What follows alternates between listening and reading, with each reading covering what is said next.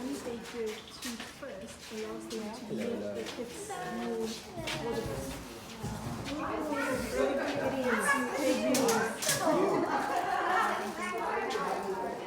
One for the lady at the top. Yeah. Thank you. Thank you so much. Yes. Cute. Okay. Okay, we'll keep them safe. Don't worry. Okay. A unicorn has fallen off. Hi. Okay. Alright, welcome to Judge Room 4. We are your judges and we are so excited to hear all of that. I already told them I really like this. It's giving Aladdin vibes, but let's go for it. So the floor is yours. Go. Thank you.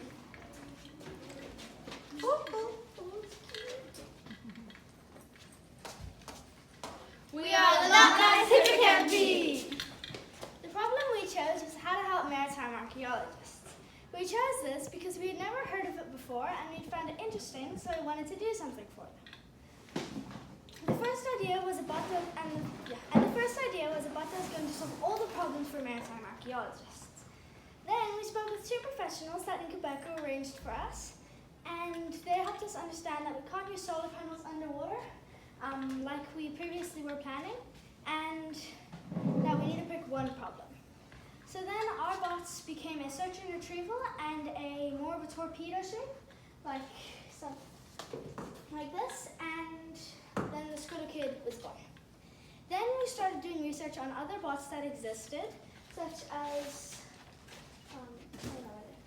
some of these ones, and we found out that most of them are very big and heavy and hard for archaeologists to use, so that's why our bot will be very easy and useful for them because it's small and easy to use. Then we found Vanessa, a local maritime archaeologist. She was probably the most helpful of all the people that we spoke to. Funny enough, most of her advice was actually no. She explained that working on our coastline is not what one would think it would be. It's very rough waters. Her video that she showed us explained that this is roughly what it must look and feel like for her in those waters. That helped us understand that our original search and retrieve bot won't be very helpful, so we asked her what will help, and she said photogrammetry. So we changed our bot. After that we changed a few things, and the Squidder Kid became the Squidder Vid. And what does the Squidder Vid do now? Photogrammetry. Photogrammetry. Photogrammetry basically takes lots of footage and images and then stitches them into a model, a digital model that you can then look around and see stuff that the diver might have missed as the diver gets pushed around and now a shark comes by, gets distracted.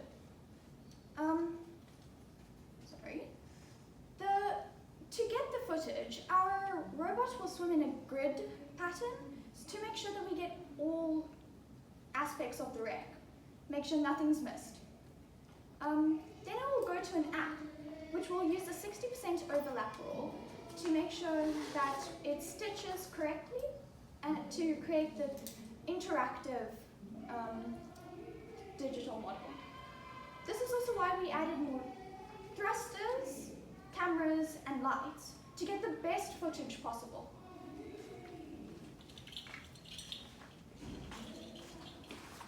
This is the bot we took to regionals. The main questions were, how would it fend off predators and would the propellers get blocked? Then we made it to nationals. Yay, but also so much more work. So we did more research. We even spoke to a robotics engineer who had been working at his company for 22 years. He gave us some helpful feedback, such as websites to look at. He gave us advice, such as using pneumatics for the tentacles instead of cable. He also said that we could use a mixture of autonomous driving as well as cable. He also said that we had to have a homing beacon as well as the ballast. The ballast works like this. When I squeeze the bottle, it compresses the air inside the sponge, making it sink. And then when I release it, it rises back to the top. We researched what Darius, who is the engineer, told us, and we are also working on a CAD program which is there. So from the feedback from Darius, we made some decisions, and two of the main ones is one, to make it a hybrid between an ROV and an AUV. So the difference, ROV is remotely operated normally through a tether, and an AUV is autonomous. We also removed 4 of the jets and we made them thrusters, so then they are much stronger and they will be better suited for undercurrents. If we go further, we are going to see if we can get a sponsor and make a prototype. Thank you for listening. Hope you enjoyed. Okay, thank you so much. This is amazing. Okay, so I'm going to open up the floor for our judges. So we're going to start with the innovation judge and then we're going to move on. So, ladies, great job. My name is Devendi Enter. I'm an automation engineer with Rockwell Automation. So they sponsor FLL. And I'm so far thoroughly impressed with what you're doing. It's different, and I think I wouldn't even ask you what you think is different. It is different. You mentioned about you will use a grid in what you're doing. How would you do it? How would you figure out the grid and work out where you are on the grid? So we're probably going to, as I don't know if we mentioned, but we're going to be using AI. So we'll basically tell the AI, okay, go to this point, this point, this point, this point, and this point.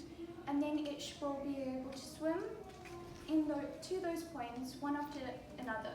I don't know, like with video games, kind of, you press shift and then you can tell it where to go, kind of. And then, yeah, else we will have a mini cable connection so that then there will be a diver that swims along with it, and it will be a shorter cable because else long cables get snagged and stuff like that.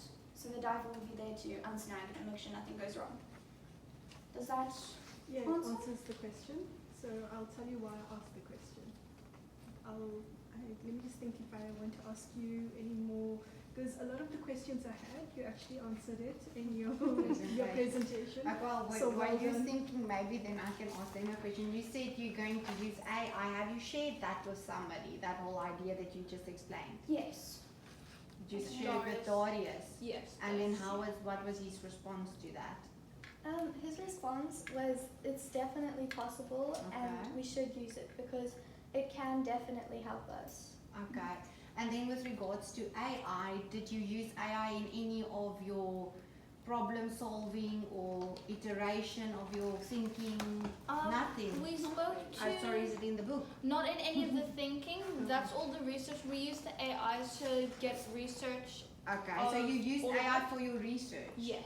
Okay, awesome. And what AI did you use? What We model? used mostly ChatGPT, but Gemini a bit as well. Okay, and what did Gemini do for you? So I don't quite explain it. We did a lot of research in the chats. It Mhm. is all in there. Okay, I would love to look at that there. Okay, awesome. Yeah. I am studying AI, so that's why I'm asking you all this wonderful questions. And just one last question from my side. From where are you? Because I see this is Nizna. Are you from Yes. Nizna? Yes. Fantastic. Well, those two are from Sedgefield and the 3 of us are from Nazareth. Okay, and I suppose you did go visit the Nizna, the museum. There's a little aquarium museum for this. Have you went to this I place? don't We know have. if they've been. So We've been there quite a lot. Okay. We are a group of sisters, if you can't see. So I and Serena, and then No, I Sue. can't actually. But okay, now I can. Okay. So the twins, Aria, Serena, and Okay. Rick. So we only actually moved here this year. Okay. So we actually are from here. Okay. From Cape Town. Yes. Okay. So Okay. yeah, we moved all Awesome. the way to Sedgefield. Okay. Awesome. Yes. Okay. Thank you for sharing that. Okay. Are you ready with your question? I'll ask her another question. in the Yes. meantime. Okay, so I understand that you looked at maritime archaeologists and the visibility. How did you come to this problem, if I might ask? We were actually looking at videos of interviews from, I think it was America. And there was a maritime archaeologist. There wasn't much about it, but we actually, that was the moment when we realized that maritime archaeology is a thing. And we did a bit more research on what other problems, but in the end we did like the idea of the maritime archaeology, so then we kind of stuck with that and started working on the bot. Okay. So what makes your solution different from what's already available? Basically what's already available, what she mildly touched on, is these bots. But they are between 5 meters and I think 3 meters long, somewhere around there, which they are very large. And one of them is a ton, more than a ton. So how is your bot? So our bot is made to withstand the currents in our coastline. The outer shell is going to be thick enough to, if it bashes against rocks, it won't get damaged, and it's much smaller. So I know it's sounding like we're asking you harder questions, but it's because you've already set a high bar. So now the reason I'm asking you this, I work with a marine vessel, so I think at the moment when you're going into the city of Cape Town, so if you get a chance, like you're driving to the waterfront, on the right hand side you'll see a whole lot of ships. There's 3 ships there at the moment.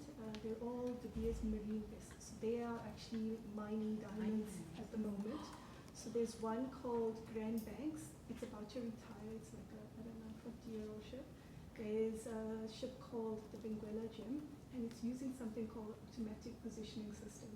So when you were talking about the grid, I put the solution together for them, and what they do is we sold them drives that will put 4 anchors, and it's how they mine for the dives is there's a big vacuum cleaner that will vacuum the ocean, and it will take out the rocks. So what you're talking about, the grid format and mapping the ocean, this is something that's being currently done, so I'm impressed. It's not necessarily super innovative, but it is where the industry is now. And you mentioned using homing beacons, pneumatics, and then you mentioned about making yours smaller.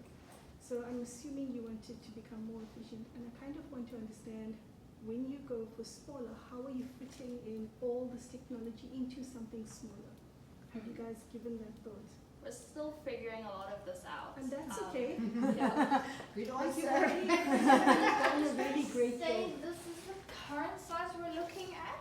We ran out of time shaping it, but this is the current rough size we're looking at. So it is quite big, but the goal is to keep it small enough so it can be used with one person. For both. And also, and another thing, have you ever thought of how your phone works? Because it has a battery in it, and that's so small and thin. So if you could just make that a small amount bigger and more powered, then it will fit in there really easily along with everything else. Yeah. And also the phone cameras, some of them are remarkable. How far into the ocean will this robot be going, if I might ask? How far on the coast? We haven't actually looked at that much yet. It's not going to go too terribly deep because the shipwrecks and the places it would be exploring is shallow because it would have hit the banks. Okay, so it's more on the coastline than it is deep sea. Yes. Okay. It's only going to go around 20 meters deep or something. Okay. Okay, awesome. Okay, are we ready to move on to the robot design? Okay, where is your lovely robot? And does it have a name? Yes. Okay. We'll introduce it in time. Okay, I'm so excited, so please. Yes. Just put even though we're standing right in front of it. And while you were doing that, could someone tell me how the Meisner seahorse relates to your project?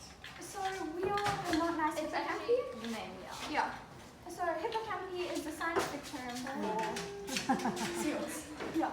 And it's all about also, I suppose, saving them because you Yes. can't see the troubled waters there by night. Yeah. And they are endangered species. Yes. Okay, awesome.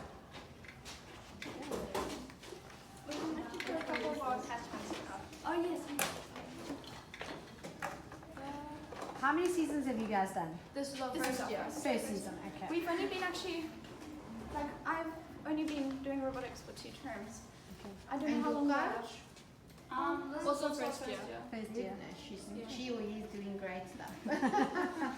Good. Okay. Pegasus Prime! This is the story of Outlaw. Pegasus Prime.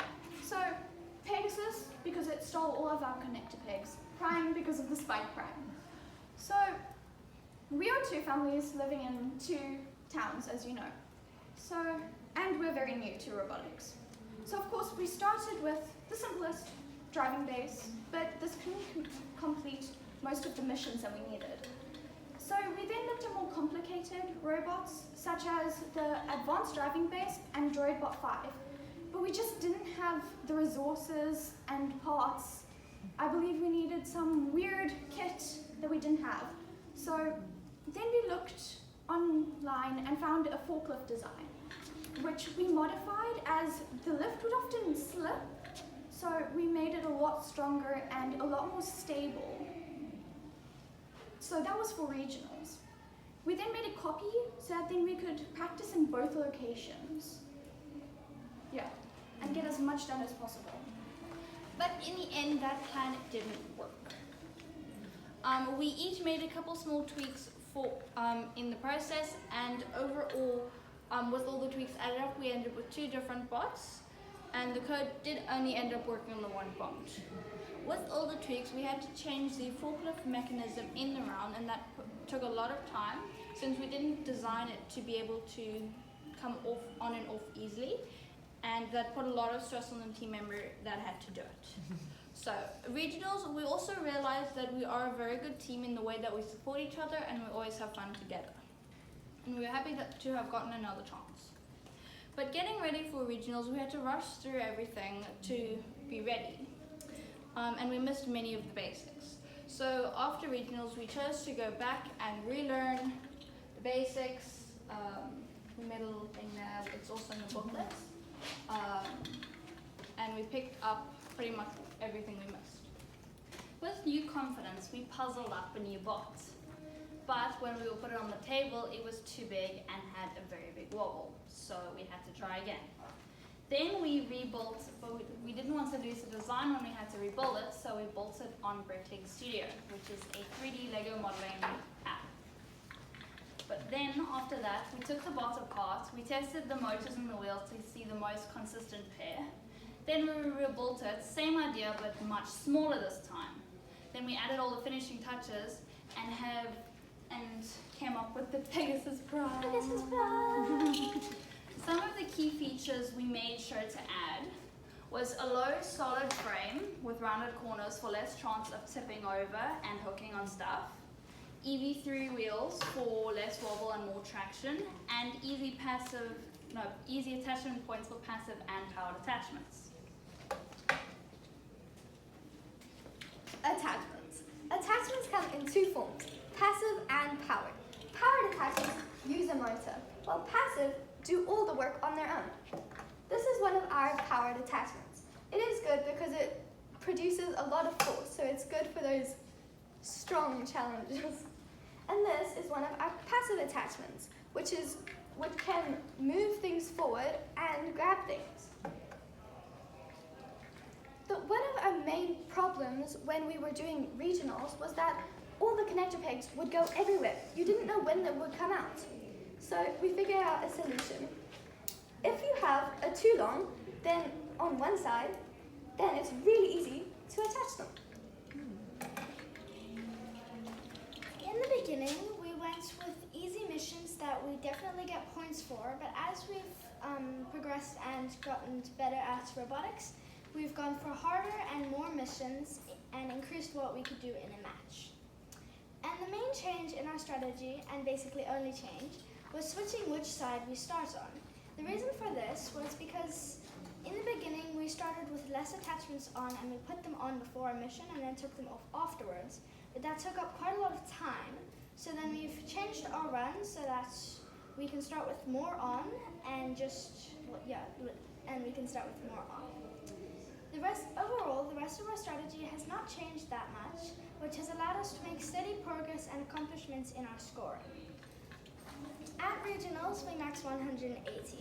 At our mock session at Quebec, we maxed 290, which was our highest so far. And right now, we're hoping to get 380. May our Pegasus fly! Well done, guys. Thanks so much. You did really, really well. The one thing I'm really impressed with, it's something very simple actually, but you talk about passive and power attachments. A lot of the teams come and they say this and that, and they don't actually name them, so well done. So I'm going to ask you a few questions on your design. I like the colors, and I like the way that you explained that why you chose that design, so well done. The long thing that's on there, the attachment, the power attachment, is it always on there? You don't remove it? Yeah. Okay. So quickly walk us through some of the missions you do and how you use the different attachments for them. Just choose one or two and show us. There is a little map there if you want to Yeah, look. you can use Are the these map. all of your attachments? No, we still have a couple. Okay, you still use. Okay, it's fine. Just Yeah. choose some and talk us through it. So what we actually did with the coding is we each chose 1 or 2 missions and we coded for those missions. Okay, sorry, I'm just going to pause you there. Who's the coders? All of so, us. All okay, of so us. all of Yeah, you we can each code. split up and Fantastic. did it on- So this is one of my attachments. It's for the map reveal.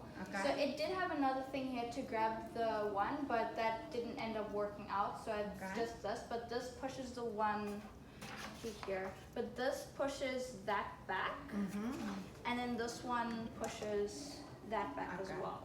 So then it goes forward and then back, and then that's done. Okay.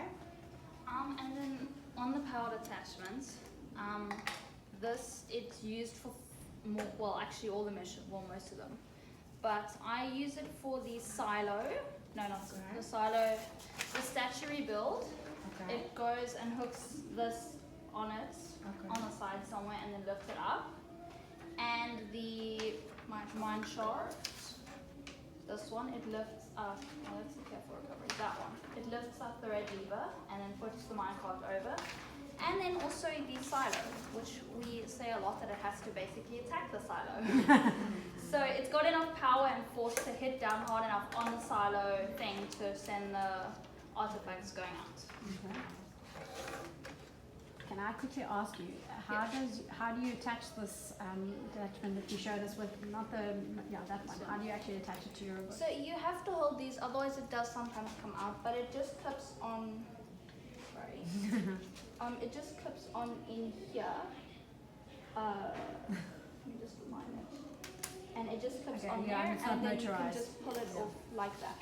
What Serena was explaining earlier as well, with the Yeah. connected things. Okay, awesome. Thank you for that. That was quite interesting. And if you had more time to finish a mission, which one would you choose and why? If you couldn't finish all of them, can you finish all of them? No. Okay, so which one would be the one that you want to try out? Well, at the moment, there are 2 missions that we aren't doing. Okay. Careful recovery and angular artifacts. Okay. I think that angular artifacts would be easier if we had gears on this and an axle coming from like here or here maybe. Okay. So you actually have thought about that? Yes. Okay. We were planning on doing angular artifacts, but we just Ran out of time. ran out of time. That's okay. It Very happens. short seasons. I have one more question with your design on your robot. You said you changed it to the EV3 wheels. Did you have the spike wheels on before? Yes. And you could actually see a difference? Yes. Okay. The spike, there's 2 different types. There's the small spike wheels, but those didn't have the good traction and they did wobble a bit. Okay. And then there are larger spike prime wheels. I think there are pictures in the Yes, book. no, I know them. Yeah. But those, when we had those on the first spot, their wheels seemed buckled almost. Okay, So no, that I was also the like big wobble. the whole EV3 is Yeah. actually my favorite. But anyway. Okay, thank you so much. I don't have any questions Yeah, I from have the one design. last question, seeing as we're very familiar with each other. What are you most proud of from the regionals to now at nationals? Like, what has stood out to you and you're really proud of changing or making or redesigning or noticing something and then not doing that? Everything. Like, let's go one specific example for everyone. Definitely the design of the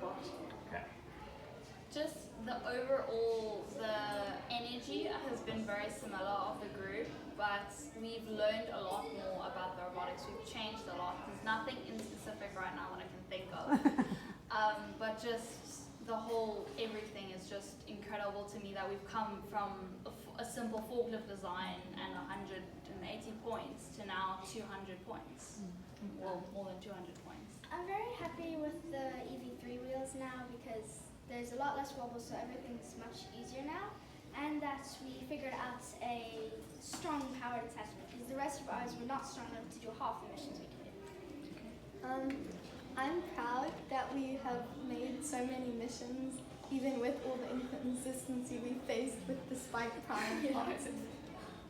For me, it's just the process of the coding, because in the beginning we started with the linear, we were looking at gyro a bit for regionals, but at the moment we're actually stopping with the gyro because we feel like it's making it more inconsistent than helping. So it's just been the process of the coding and figuring all that out. And have you, sorry, you go. Okay. So I just want to say I'm very impressed with the fact that you guys are a rookie team and you've come this far with this kind of model. I've been around robotics for about 6 years and I'm really, really impressed. You guys went back to the basics. That's where you guys start. So well done on that. I just wanted to ask, in terms of your consistency, have you been tracking how consistent each run is, or have you got some proof of how consistent your robot's been running? We've been taking videos of our Yes, there's a missions. No, I can see at the back of your book you have like A video QR code that you can to our scan. channel. Okay, great. Everything, every single mission nearly, Is on. and Everyone yeah, is full. everyone Yeah. that we- yeah. So you've been keeping track of everything Yes, that yeah. you've been doing and how it's been improving. Yeah. What's your most consistent run? Probably, I'd say Rose. probably yours. I'd So say Rose I'm and doing Serena's. the Forge, Who Lived Here, and Millstone. So Millstone is very inconsistent, but I normally get both the Forge and Who Lives Here. Like, but also one thing that I do find very weird is how I will place it one place, and then next week it'll have to be a completely different place sometimes. And I'm like, am I just going schizophrenic or something? Or like, because I'm pretty sure it was here, but now it's here. I have no I would clue. also say hers is very consistent because I'm pretty sure like every time we run it, hers always gets. She does the what's on sale. So it almost always raises the roof and flips the things up, and it most of the time hits the scale down, which is right next to it. It does not though get the scale panel. It did. When we It ran did it for the twice. practice rounds, but it's Sometimes not it getting does, that but- really much. Okay, great. We've got 2 minutes. I've got one more question for you. You are family, lots of your sisters in here, or most of you are related somehow. Do you think that's a benefit for you as a group with regards to sibling conflict and sibling rivalry? It's kind of both. Okay. It's awesome that we're all siblings and we get along. And randomly we yell out, race you to the tree, and then we all start running to the tree. Okay. And so, don't make me say it. Macarena. What I can say, oh, look at that. Say Macarena. Hey, Macarena. Every time we're grumpy. I never like that. Another benefit is that we have a lot more time than most teams. Because sometimes they bring it over to our house and then they leave and then they come back. But then other times it's usually at their house so they can work on their missions even when we aren't there. Okay, awesome. Our time is up 30 seconds. Yeah, One right. more question. From what you guys have demonstrated so far, I can see future engineers, and I really believe if you guys keep going in this trajectory, you guys are going to represent South Africa at Worlds, whether it's going to happen soon. And I actually said this to one other team, and they went on to win the FTC championship. So where I'm telling you guys, you have the capability. I know you're going to do it. I had a bit of feedback. Oh, Tobias needs engineers like you. So keep doing what you're doing and apply to them one day. I think of me when you're in. But the one bit of feedback, and I want to highlight, you guys have done, I would say, 9 out of 10 in everything. But when I was looking through some of your manuals, the only feedback I'm going to ask you is maybe get somebody with a graphic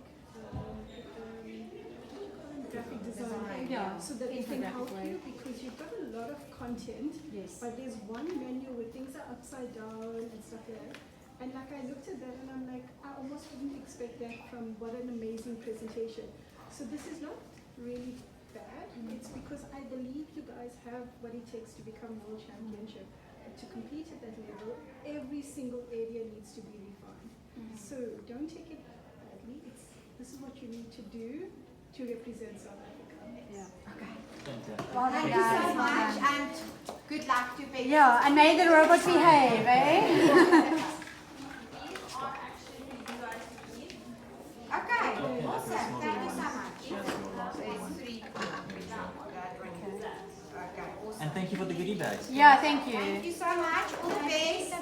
Yeah, that would be lovely to have a look at that as we move on. Everything? Is there anything that you need? You might need to stop this.